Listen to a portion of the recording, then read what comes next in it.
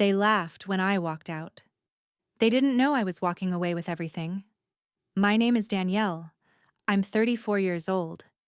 And this is how I turned their betrayal into my blueprint for power. Before we continue, please subscribe to the channel and let us know where you're listening from in the comments. The violin faded like a dream slipping through fingertips. Thin, aching notes quivered in the air, trembling above the hush of 200 waiting breaths. White lilies lined the aisle, tall and solemn, their petals as soft as porcelain, their scent a clean sweetness that clung to the back of my throat. Roses drifted upward from the arch above us, hundreds of them, layered and deliberate, their perfume heavy as honey. Candlelight flickered inside tall glass cylinders at either side of us, flames bending when the air shifted, glowing like they were holding secrets of their own. Everything looked perfect. Perfect enough for a magazine cover. Perfect enough for a memory carved in glass. Everything smelled like perfection too, like heaven staged for photographs. But nothing felt right.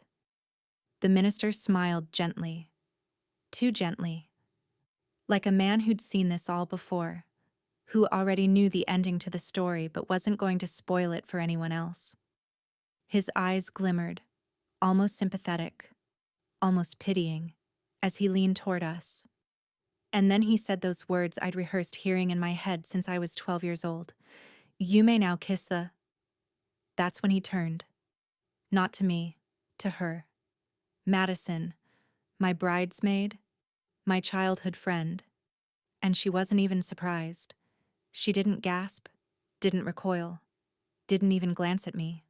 She leaned in, smooth, steady, like they'd practiced this a dozen times in front of a mirror. And then his lips met hers, under the wedding arch, in front of God, in front of my family, in front of every carefully chosen witness to what was supposed to be the most sacred moment of my life. The air left the room like someone had punched a hole in it. The violinist dropped her bow, the hollow clatter loud enough to jar the silence. My aunt, the one who cries at everything, gasped so sharply it echoed against the vaulted ceiling. Heads turned in unison, rows of stunned faces swiveling as if some cruel choreographer had cued them. And me?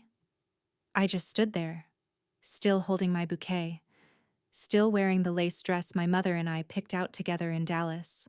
Our hands brushing against satin swatches, her eyes misty with pride, still smiling the same plastered smile the photographer begged me to hold, a statue in silk. But I didn't cry, I didn't scream, I didn't run, because I already knew. That kiss wasn't a surprise, it was only the final nail, the last confirmation, the proof. For weeks I had been watching them weave their own noose. The late-night texts Madison thought she could hide by deleting. The wedding errands that somehow never involved me. Derek's phone flipping face down the instant I entered a room. And 3 weeks ago, my gut had pressed too hard to ignore. I listened. I acted. I installed a discreet motion-triggered camera in my guest room. Because that was the room Madison always seemed drawn to.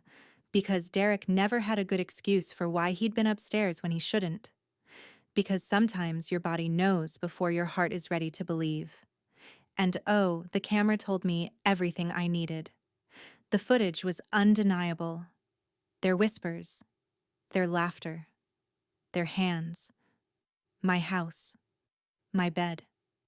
Enough evidence to destroy them both 100 times over.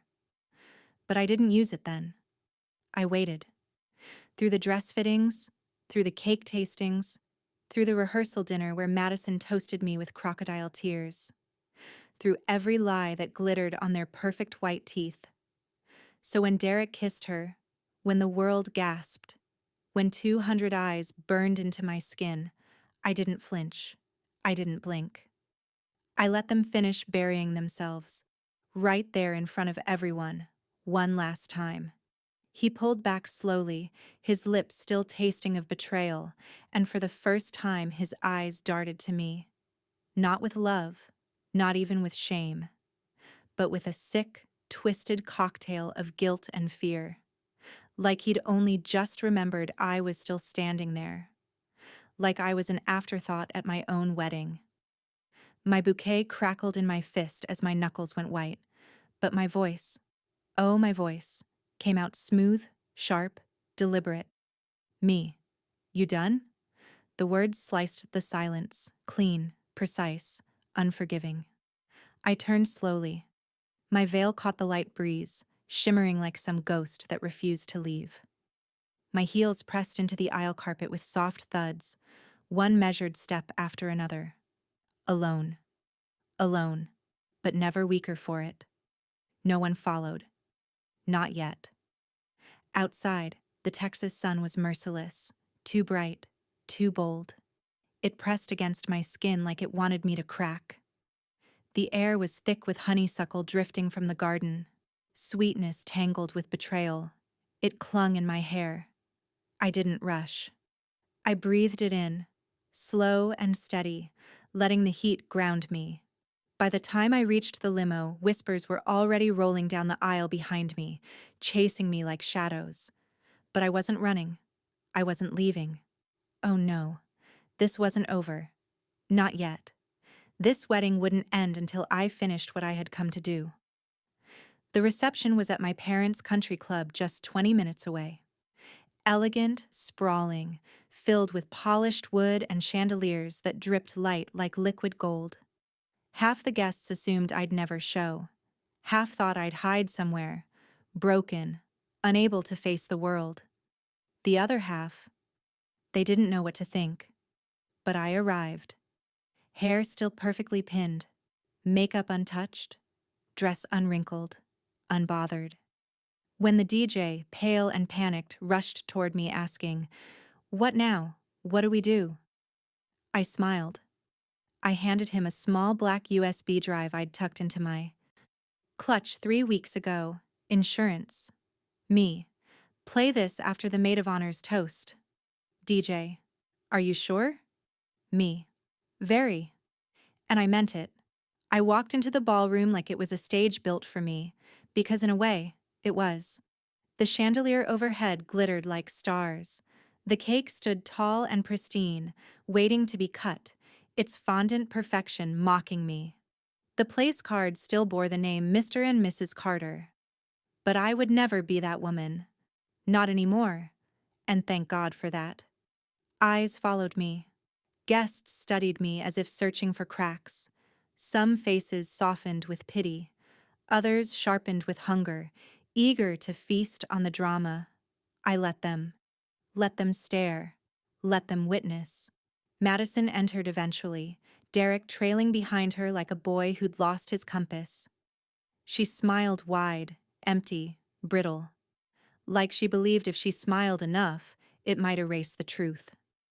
She crossed the room as if nothing had happened, as if she hadn't just detonated a bomb in front of my family. She lifted her champagne glass, smug, glowing, hungry for a spotlight she thought she'd earned. When it was time, she rose for her toast. Madison. To Danielle, the most loyal friend I've ever had. A woman who knows how to love deeply and forgive easily. Her voice rang steady, too steady. Did she think I'd forgive her? Did she think I'd crumble and beg for answers? Did she believe that loyalty meant blindness? The lights dimmed. The projector screen descended with a soft whir. Then silence. And then the footage.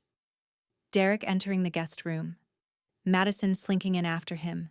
Their hands. Their voices.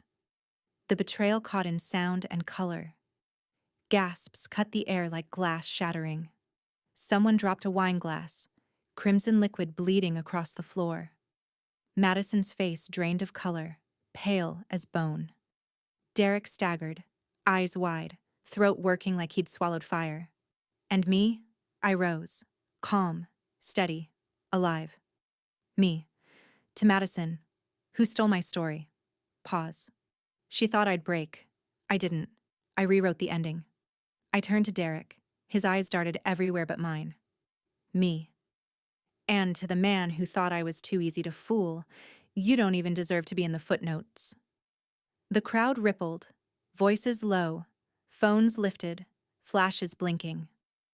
Madison's mouth moved. She tried to speak, to deny, to control the story. But no sound came, only silence. Me. This wedding ends before it begins. I lifted my glass. My voice steady, my hand unshaken. Me. To freedom. And I walked out. Again. But this time, they didn't laugh. If you were in my shoes, what would you have done? Let me know in the comments. And don't forget to subscribe for more stories like this. The air outside hit colder than I expected. It wasn't the temperature, it was the silence. The kind that follows destruction. My heels clicked across the stone path, each step echoing sharper than the last. The night air carried faint echoes of laughter and chatter from other weddings spilling out onto the veranda, but behind me, where I came from, was only stunned quiet.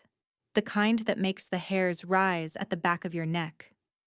I walked past the valet stand, past a row of polished rental cars lined up like soldiers, past clusters of guests who hovered uncertainly by the doors. They didn't know whether to follow me, to chase after me with pity, or to stay frozen in their safe little corners. Their eyes avoided mine like I was radioactive, like my pain might leak if they got too close.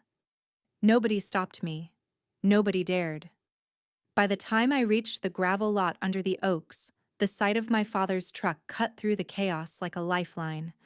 Old, sturdy, dependable, dented in places, faded paint on the hood, but still strong as ever.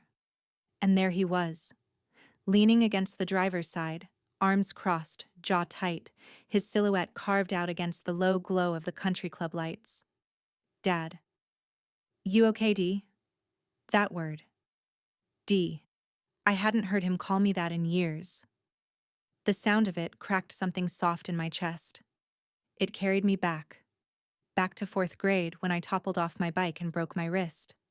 I could still feel the grit of the gravel in my knees, the sting of tears I refused to let fall, until I saw him running toward me. It's okay, Dee, he'd whispered as he carried me up the porch steps. Back again, to high school, when my first boyfriend dumped me the night before prom. I remembered sitting on the porch swing, my dress hanging lonely in the closet, Dad sitting beside me without a single word of judgment, just a steady presence in the quiet.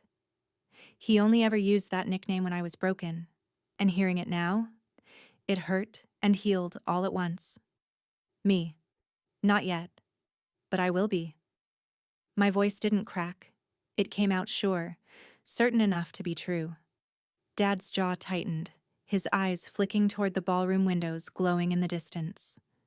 Dad, you want me to go back in there? Me. No, I want them to sit in it. The way his shoulders relaxed, just slightly, told me he understood. He gave one small nod. No more words. That was enough.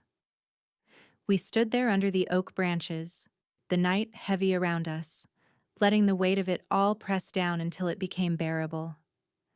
The smell of earth and wood smoke drifted through the breeze. Somewhere in the distance, cicadas buzzed, unbothered by human disaster. Through the glass walls of the ballroom, I could hear the muffled storm unfolding. The rise and fall of voices, sharp gasps and hurried whispers. Madison pacing. Derek's desperate tone, trying to explain the unexplainable. Guests leaning into one another like it was Sunday gossip. Secrets exchanged like communion. But I wasn't going to let them control the narrative. Not this time. Not anymore. The next morning, I did something I never thought I'd do. I opened my laptop, hands trembling not from fear but from clarity, and I posted the video online. Not the entire footage, not the raw wound of it. Just the part from the reception, the toast, the projector screen lowering, my speech, the evidence wrapped in the exact words I had chosen. I blurred the guests' faces. I protected the venue. I preserved the dignity of the innocent. but I didn't protect them. The title burned across the upload screen like a verdict.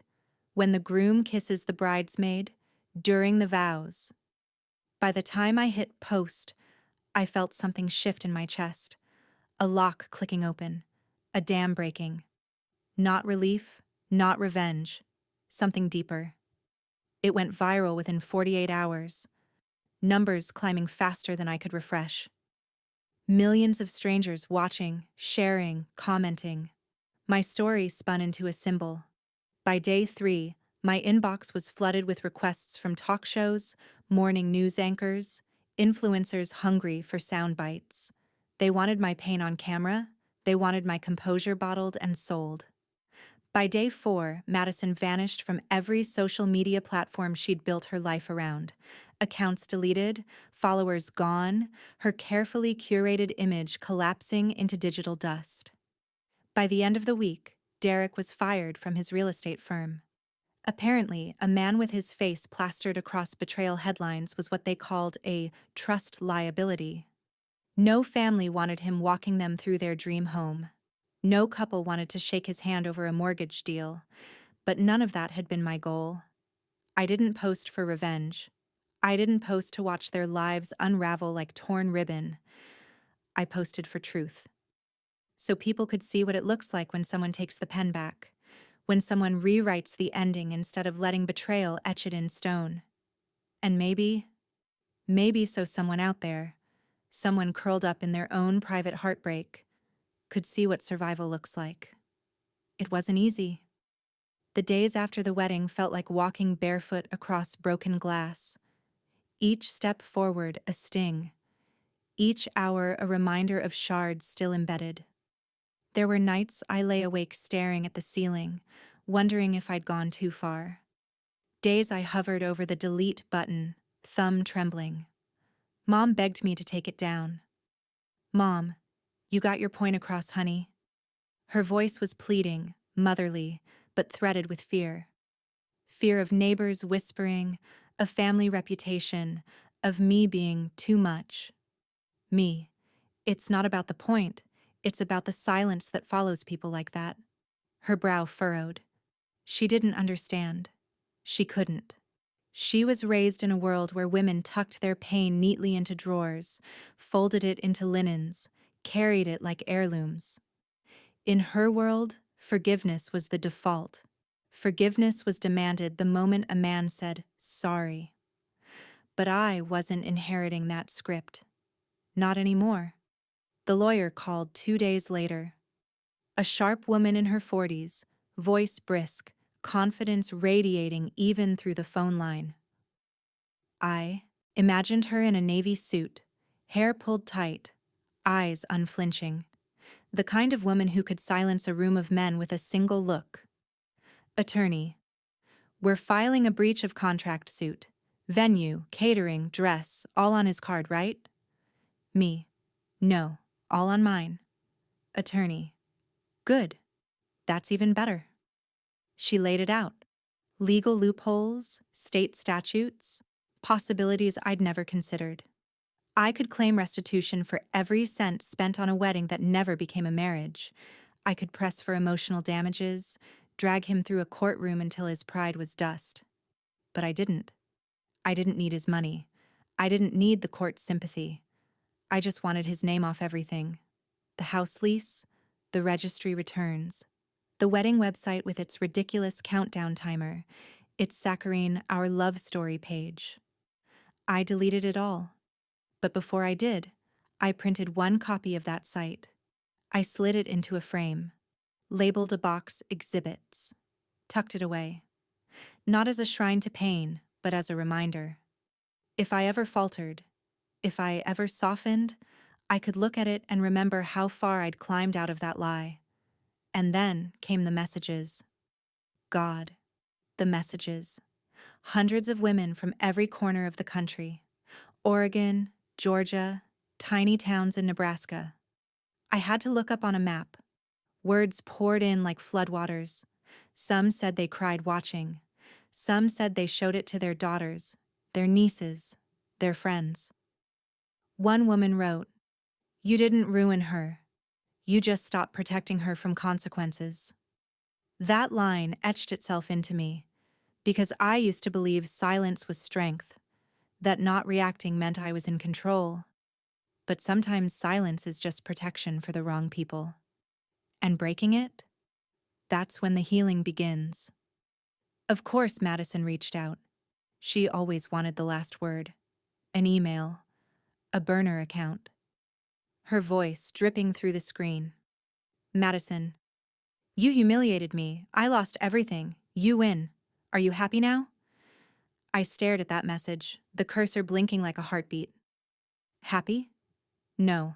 Happiness wasn't the right word. But freer? Absolutely. And that was enough. I didn't reply. I never would. People think closure is found in confrontation. But my closure came in the silence, in the choice not to give her even one more piece of me. She was never worth a reply.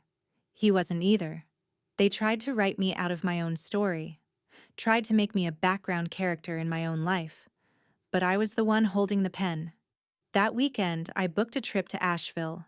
No planning, no overthinking. Just me, my suitcase, and a need to breathe somewhere new.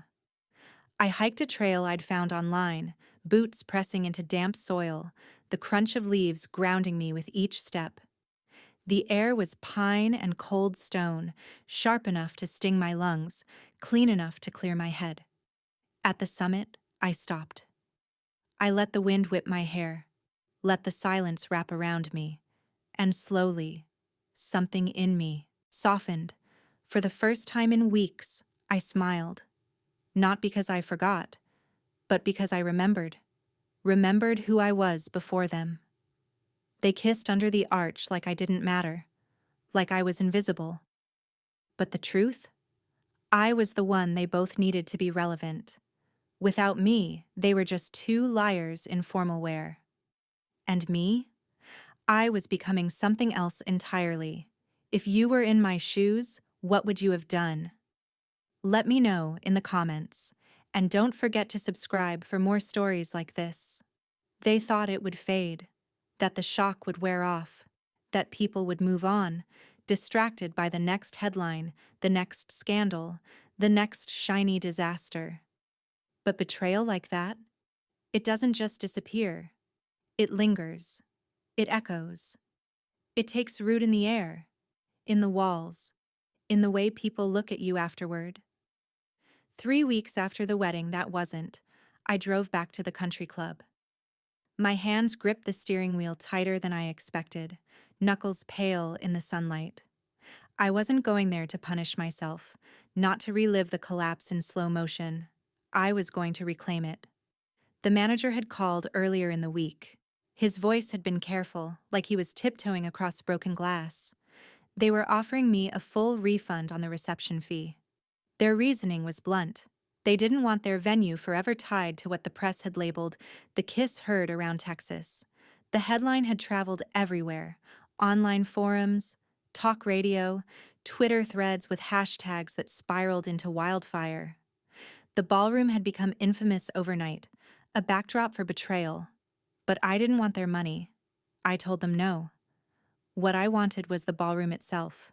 For one night. Not for a party. Not for closure. For something heavier. A screening. The invitations went out like a challenge. Heavy envelopes. Thick cardstock. Gold trim. Calligraphy curling across the surface in elegant black ink. The same style I'd used for the wedding invitations that were now stacked in boxes in my garage.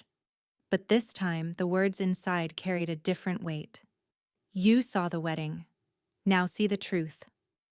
I sent one to every guest who'd been there, to every witness of that arch, that kiss, that silence. They came. Of course they came. Some out of curiosity, some out of loyalty. Some, I think, because they wanted to see if I was unraveling. There were whispers in the lobby before the doors even opened. Questions hanging in the air like smoke. Why would she do this? Hasn't she had enough? But I wasn't unraveling. I was weaving something new. The ballroom looked different now. No arch dripping with roses. No five-tier cake gleaming in white fondant. No DJ booth waiting for playlists of love songs that suddenly felt ironic. Just rows of chairs, a projector screen lowered against the far wall, lights dimmed to a calm glow, and me. I stepped out dressed in black, not funereal, not broken, commanding. A statement in fabric, the opposite of the white lace they'd last seen me in. My heels clicked as I walked to the center. I didn't rush. I let silence stretch until the weight of every eye settled on me. Me. Thank you for coming. I know this isn't what you expected, but neither was that day. My voice carried, stronger than I thought it would. I looked at them one by one. Friends, family, colleagues, faces twisted with discomfort, others sharpened with curiosity, a few softened with something close to respect. Madison wasn't there. Derek wasn't either. I hadn't invited them. This wasn't for them. This was for everyone else. The screen lit up. The footage played. Not just the bedroom clips, not just the kiss under the arch, but the full timeline. Edited carefully, precisely, like a documentary no one asked for, but everyone needed. I layered it with my own voice, a voiceover steady and unshaken. My voice telling the story they'd never heard. How I met Derek at a hospital fundraiser in Waco. How his laugh had sounded honest then. How I'd mistaken charm for substance. How Madison, smiling wide at my engagement party, had leaned too close to him, her hand brushing his sleeve too many times. How I had dismissed my instincts over and over again because I wanted to believe love was enough. The screen flickered. Faces filled the room with their silence. And then the final slide appeared. Simple text on a black background. She stole my story. I rewrote the ending. The room went still. Not awkward. Not scandalized. Reverent. For a long moment, no one moved. No one breathed too loudly. And then a woman in the second row stood. Derek's old co-worker. The same one who had laughed a little too quickly that night when the kiss shocked the room. Woman. We owe you an apology. We thought you broke. We didn't realize you were building something stronger. Her words hit harder than I expected. I didn't cry, but something melted in my chest. Not grief, not anger. Something gentler, something lighter. The next day, I filed paperwork. It was time to take what I'd endured and turn it into something larger than myself. I called it the Rewrite Project, a nonprofit designed to help women reclaim the narratives stolen from them by betrayal, by abuse, by manipulation, by silence. Legal aid for women stuck in contracts designed to trap them. Therapy sponsorships for those who couldn't afford to unpack years of pain. Storytelling workshops where voices long suppressed could finally speak without fear.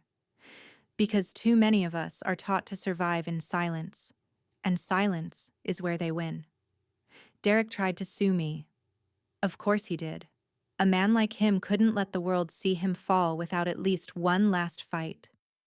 His lawyer sent a thick envelope, words like defamation and damages scrawled across the threat. My attorney's reply was surgical. A package of footage, timestamps, receipts, and one line typed at the end, "We're happy to countersue." He dropped it. Naturally, Madison moved out of state. I heard she tried to start over in a suburb outside Atlanta. A blurry photo landed in my inbox once, sent by someone I barely knew. Her standing outside a coffee shop, sunglasses low, posture hunched. Another time, a Facebook screenshot where someone had tagged her name in a thread about fake friends. But I don't check for her anymore. I don't smile at her downfall. I don't ache at her existence. I just don't care. That's the real freedom. Not revenge. Not justice. Indifference. 6 months later, I stood barefoot on the porch of my new place in Asheville. Smaller than the dream house Derek and I once mapped out on Pinterest boards. but warmer, quieter, mine. The wood of the railing was cool under my palms. A blue jay landed beside me, its feathers sharp, electric against the morning sky. It tilted its head, eyes bright, as if it knew something I didn't. And in that quiet, I knew too. They hadn't destroyed me. They'd cleared the path. Sometimes your biggest heartbreak is just the start of your blueprint. And when you build from pain, when you carve something new out of ruins, no one can take it from you. So if you're standing in the wreckage right now, if someone just kissed your bridesmaid under the arch, don't scream, don't beg, don't collapse. Just watch. Wait.